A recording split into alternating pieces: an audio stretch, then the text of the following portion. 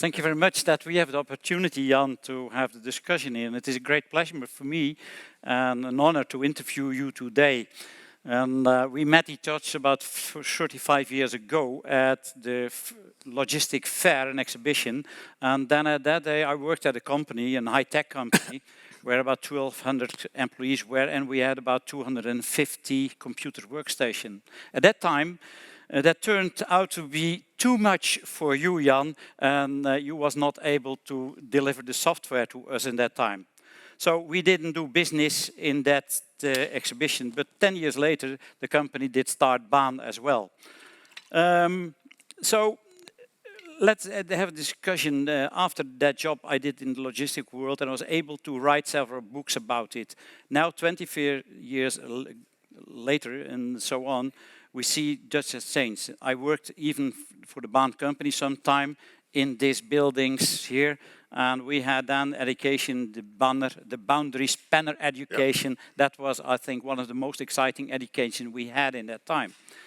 In the time, I had an interview with you as well about one subject, and that was dynamic enterprise modeling. Yep. Yep. I'm very happy that Wim van der Brand, he is now even here, and he was one of the... And Andries Bottema, yes, over there. Great. Oh, he is well. Yeah. Welcome, Andre. I saw your card. Fine. Great to have you here as well. And the funny thing is now I may interview you again. So I have read many of your books. So I have about several books. But in that books, the funny thing is that was just one story. And now we are surprised to have a new, not one book, we have even 3 books. The common thread consists of 3 steps. And you'll see the book has 3 parts. One is the system of records, the system of differentiation, and the system of innovation. We go through the story about the book, and I think the funny thing is you see now already the first picture about the systems of records. In the first time you started with Baan, data was very important, and it was built in the silos what we have. Yeah. What was the way, and let's say my question is, Taylor's idea was to doing the labor separately in the silos. How did your software contribute to breaking down the silos at that time? Now, first of all, it's always what we did. Say, first you went to some books. Okay, these books were kind of collaborated with different ones. This is different. This is what I called an autobiography. A hindsight look.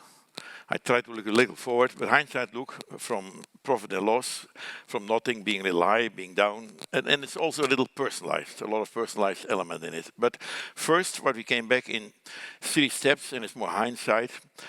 In the beginning, we started already on the edge of technology with microcomputers in 82, 81, where normally people had minis. And we started with microcomputers, although multitasking, multi-user for the business. And Apple had some things for playing, and even IBM did some things for an individual. And always being not hindered by knowledge, we were able to integrate and build something, build a Baan shell, and build some tools to start some things like with a logistics system. And it turned to, and Jan Hartman is even in the room here, it turns what we built an ERP system. And that was maybe quite interesting. And then we saw that everything was done in one instance, have all the data together, and have all the processes together. And then we learned that the implementation is still by far too complicated. And we came to the conclusion it's not only the logic what you should build, and build it in an architectural element, in a 3-tier architecture before even it was already in the 80s. But then we learned the biggest problem is how to implement it. And then we came with them, dynamic enterprise modeling. And then we came what we talk, how can we have guys around us who understand this? And by accident, having Hans Wortman on my board and having a guy even from McKinsey, Graham Sherman, as a real leader in logistics, we came to the conclusion we need some things like we call boundary spanners. We need people to understand IT and to understand businesses. And we created here on Vanenburg an institute where we, every 3 months, we did a kind of a mini MBA. Yeah. Have these people together and it was a tremendous step forward. It was great. And I think, and that was the element, what we had and what we did. And this, what you see here, is 20 years. In the beginning, innovative. We were one of the first who went to India and have the software factory in India. Why a factory? Because we moved to India with a lot of intellectual property, with a Baan shell. Normally people went to India to body shopping. And we went there with all those technology. Now then we were able to win the Boeing deal, the biggest interesting deal in last century. We were able to win it from SAP and Oracle. Why? Because we had these methodologies. Now, and then we moved 1998, 2000. I came to the conclusion 20 years is great, but it's old school. What we did was done before the internet was there. We had 3-tier architecture, amazing stuff, but we had no browser. And then I invested in 2 companies, WebEx and Top Tier, and we learned, okay, we need something like a browser. And then I learned it's difficult after 20 years to be again innovative. And a famous professor from Harvard, Clayton Christensen, The Innovator's Dilemma, have learned us that innovation will be hard to do in the same company, because disruptive innovation will be killed by the existing company. I tried to do it, and I came to the conclusion later on, maybe even being a little unrusty, after 20 years, we are maybe leading from an investment standpoint, from what we're doing, from the silos, but it's obsolete because it's not built for the internet. And then I burned my ships and Jan, started again. you're running very fast now, but I saw Boeing in that time. Boeing, that was one of the major steps in your software, but you talked about the importance about the customer order decoupling point in that time. And why was that a revolutionary change in the process of IT thinking in that time? Now, the good stuff is we were so naive. And therefore, then you can learn everything and start again from some things. And we learned from the beginning with Hans Wortmann that everything in manufacturing is generic and it's not specific. And I built logic and I throw it to your throat. And you have to do it with what I'm doing.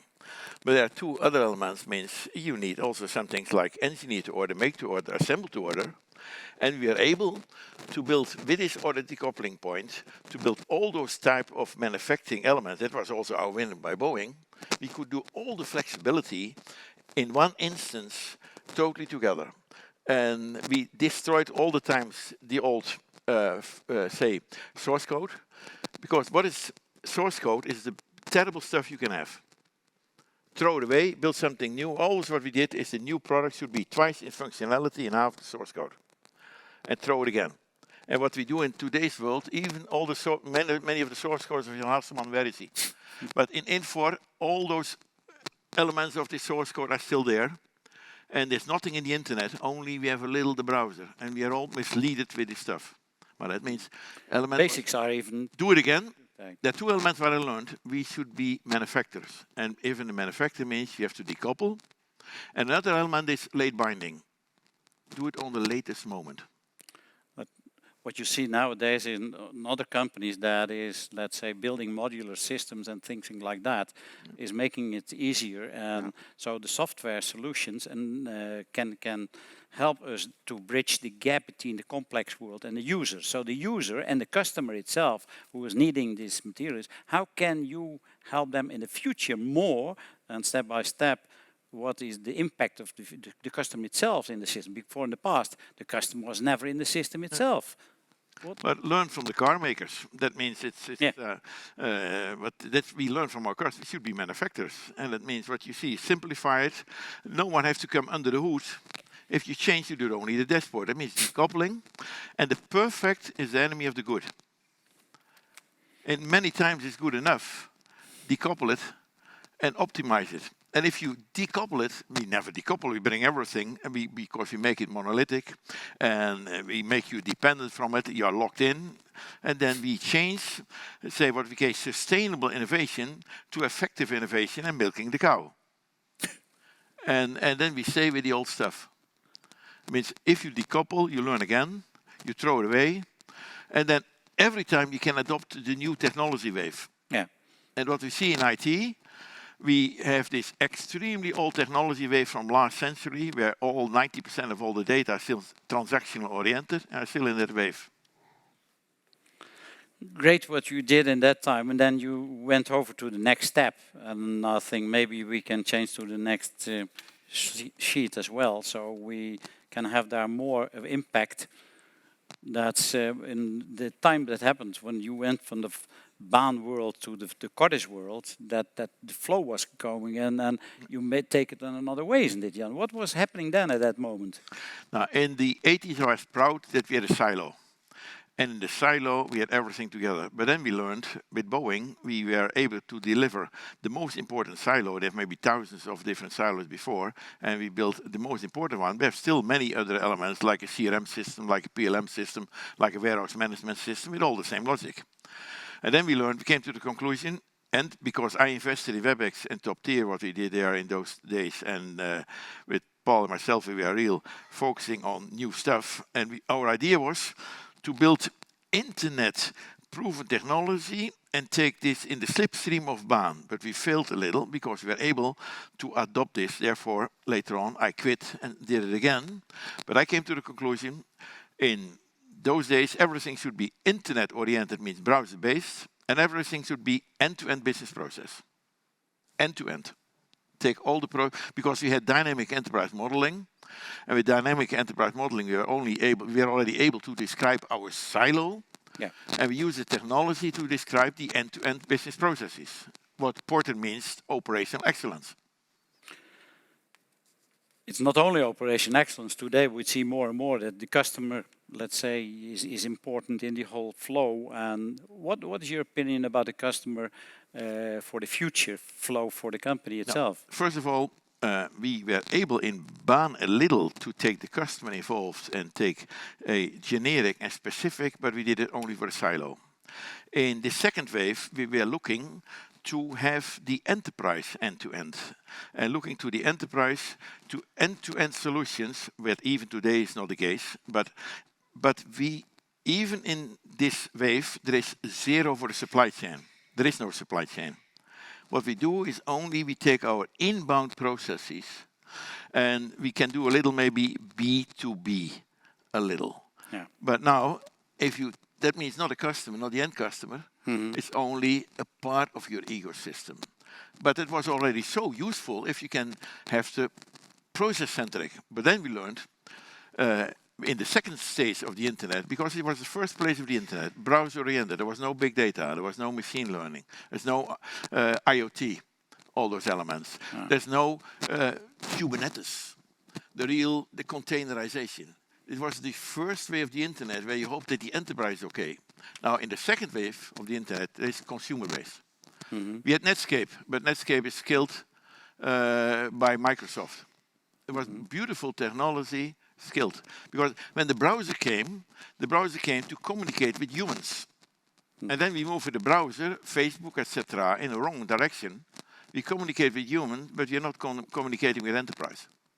That's even the biggest problem today. What we see in the third wave. Before that, I have another question between that. Good. Because in that time, we saw the family coming into the business. Not only Jan was more, but his sons came in. So what was, and your family life is just integrated in your business life, and how does that work, Jan? No, it was nice those days because we were, again, quite small. And then you can start again. In an institute, it will be hard to bring the family in, I think. Yeah. We start again from scratch, burned our ships. And it was still nice even then to have the family a little around you. Gives me maybe a little also more freedom from my wife to spend also sometimes again for the business. But I really enjoy that. Yeah. But how has they been the influence from your family life on the business life? First of all, I always mention there's one crucial element in life, it's always for me, is it the matrix first, or Larry Ellis say, hey, we should go for the numbers. For me, it's one thing, family first, always.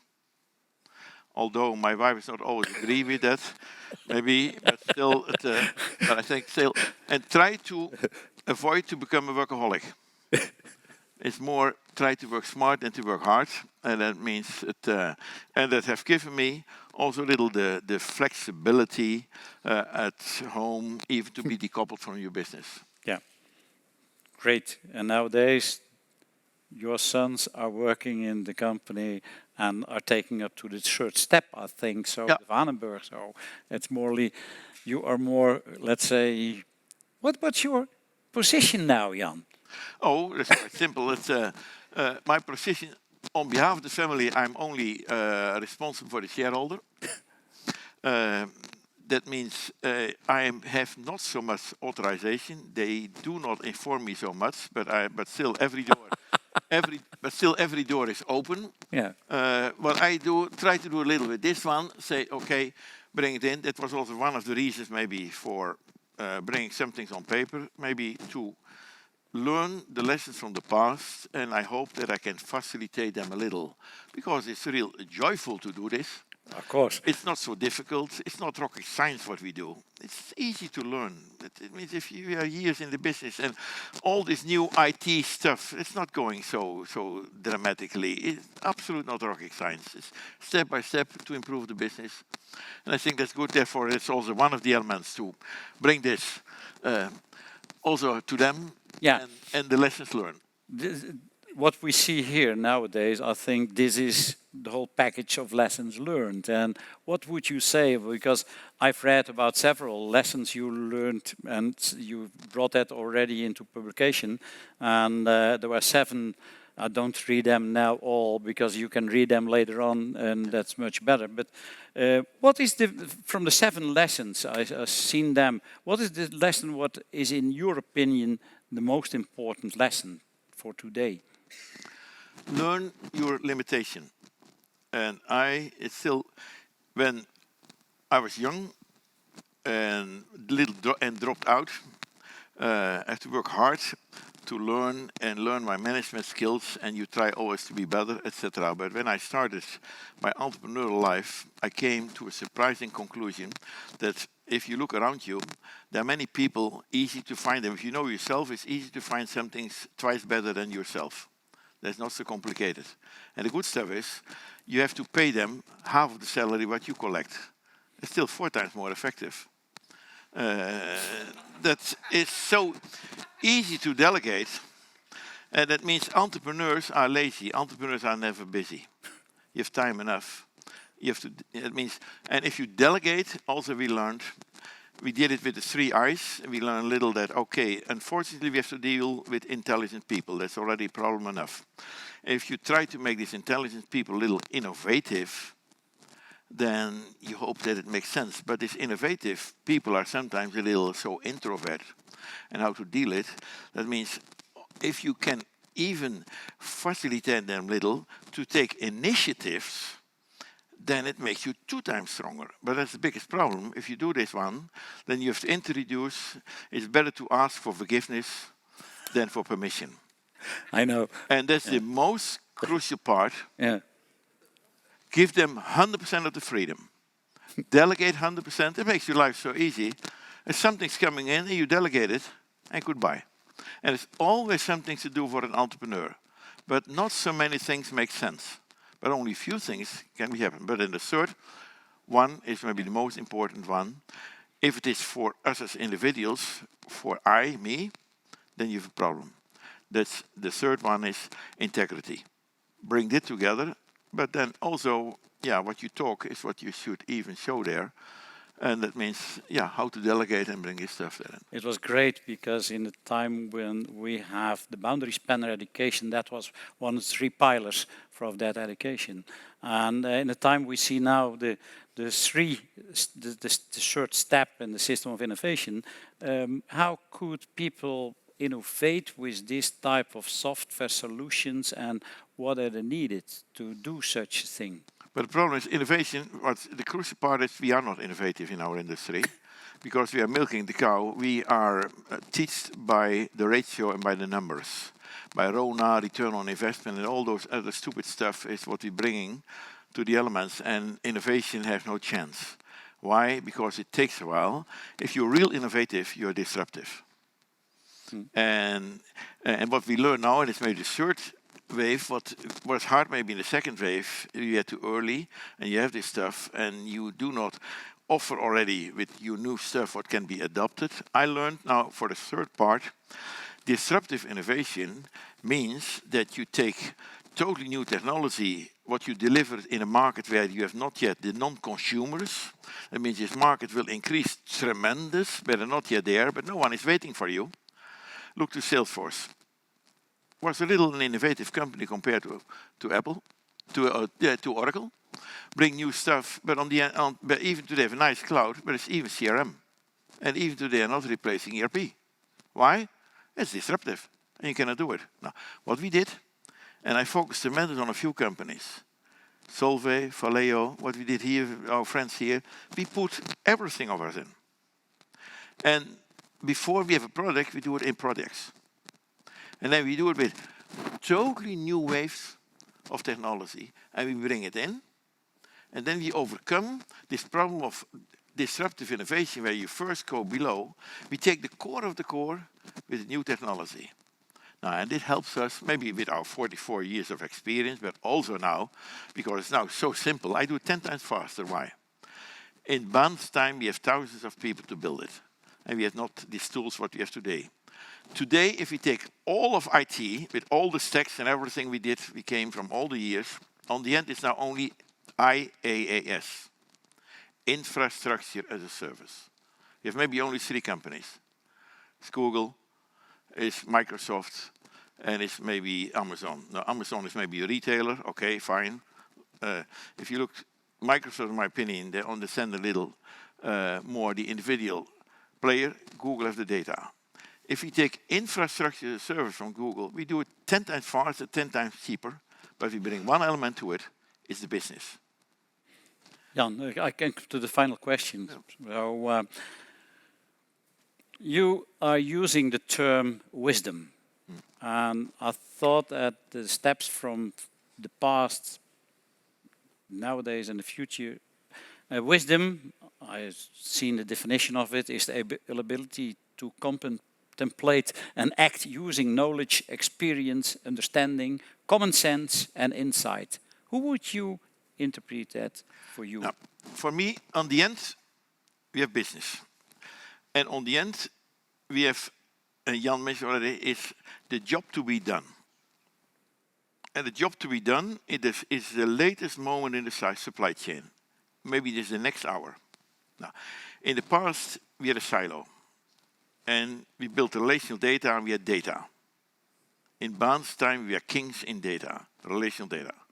Then we moved, in the second wave, to end-to-end processes, and data became metadata, and we had information to have all the data from an enterprise. But we had no big data, no machine learning. Now we moved in the third wave, what we called more with big data.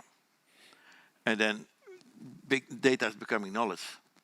And you bring also the elements, what you bring in the knowledge totally together in the tool, and the sensors is coming together. But on the end, is it common sense of common sensor? Now, I believe on the end is still the human is the job to be done. It's the job of a human. And this human is taking no longer the data, take the information, take the knowledge, you bring it together, and what you add to it is the wisdom. And what Peter Drucker mentioned already in last century, he expected, in 95 I think or so, he expected that for the job to be done could be twice better. Now compare then a little, we are now looking a little to little cost. Suppose you have a company of making $100 million revenue, is 450 what they do, 500. Now, they maybe take 10% EBITDA, and maybe take 2% of IT, a little IT, and we can reduce a little the cost of IT. If Peter Drucker is right, that his company of, say, 100 million, you have 10 million EBITDA, and if 50% of your cost, operational cost, is related to human, and suppose that you have 90% operational cost, and 50% human, and kind of a 40, 50 million could be reduced to 25 million. And you have already 25 EBITDA. And even this company, even not only can contribute tremendous a lot to the supply chain, with increasing the job to be done, but even the market cap will increase, etc. Now we are in the beginning of an element where, in my opinion, healthcare can maybe halve the cost. If we have end-to-end all those elements, and no one pays attention, everyone is staying at home. And therefore, for us, we have to simplify all those IT components and make the business attractive and bring all those stuff together. The only thing what we have to do is the job to be done. Great. I think they come to the real final question. What is the message that you should give us when we go home and we take it home, and what we have to do tomorrow or evening, maybe this evening? Have a little guts and say, take a pain point and on the highest level of bring it to a CEO or anywhere with little guts, and try to take a little pain point and take some small young children in your enterprise and try and bypass all those other elements therein and try to fix some things therein. Is continuous improvement. Great. Have the guts to do it and focus only on the job to be done. The pain points, and again, the perfect is the enemy of the good. Yes, do it. And don't be afraid for failures. But what is the problem? That will not happen in an enterprise because we have the matrix today, and venture capitalists, etc., are only interested in predictable profit. And we are too much afraid to invest in some things who makes an effect of improvement over 4 years. He's talking over 5 years, but most people say only CEOs, next quarter is my invested shares are calculated next quarter and then I can fill my pockets. Means we need then also another system where people are willing to invest in it and contribute. With a good family life behind it. Oh, I think that's one of the things you learned me as well. Yeah. I've already seen some contents of the book, and I'm very surprised of the ideas they are published in. And I think it's now the moment that Jan officially gets the book. And Jan, I think it is amazing to see this. And yeah. Thank you very much. Okay. Yeah. Have a nice day. And especially. I like to thank you, but more I like to thank those who are online, especially those in India and everyone who works for me for many years. All of you, thank you very much, and I enjoyed it. Great.